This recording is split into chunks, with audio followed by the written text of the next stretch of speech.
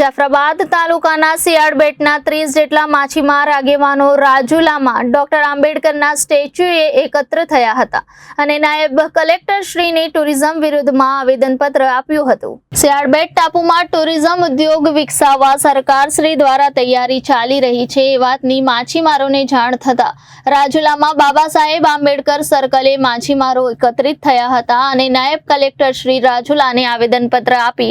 માંગ કરી હતી કે સિયાળ બેટમાં 100% લોકોનું જીવન માછીમારી ઉપર આધારિત છે, જેથી માછીમારોને ગુજરાન ચલાવવા સિયાળ બેટમાં માછીમારી બંદર તરીકે વિકસાવવા છેલ્લા 10 વર્ષથી સિયાળ બેટ સ્વયંસેવક સંઘના ચીથરભાઈ અને સંઘના સભ્યોએ ગાંધીનગર સુધી રજૂઆત કરેલ છે, છતાં બેટમાં ટુરિઝમ ઉદ્યોગનું સરકારશ્રી આયોજન કરી રહેલ છે તે બાબતે માછીમારોના દરિયા આધારિત રોજી છીનવાઈ જશે। ટુરિઝમમાં જમીનો જશે તો માછીમારોએ ગામ છોડવું પડશે તેવી સ્થિતિનું નિર્માણ થઈ રહેલ હોય, જેથી ટુરિઝમ ઉદ્યોગનું આયોજન બંધ રાખવા માંગણી કરી છે, તેમજ માછીમારી બંદર તરીકે વિકસાવવા માછીમારોએ માંગણી કરી છે। જો ટુરિઝમ રોકવામાં નહીં આવે તો માછીમારો આગામી સમયમાં ઉગ્ર આંદોલન કરશે તેવી ચીમકી પણ અપાઈ છે। મારું નામ સિદ્ધરભાઈ બાળદિયા, ગામ શિયાળ બેટમાં સરકારશ્રીએ જો ટુરિઝમ પ્રોજેક્ટ લાવે છે તેનાથી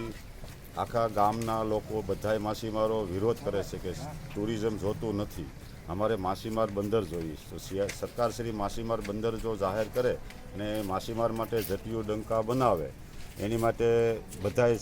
મંજૂર છે, બાકી ટુરિઝમ તો અમારું જોતું જ નથી, આખા ગામ લોકોને મનાઈ જ છે। અને ટુરિઝમથી જે ગામ લોકોને નુકસાન છે, જે પોતાના સ્થાનિક ધંધા જે માછીમારીના છે એ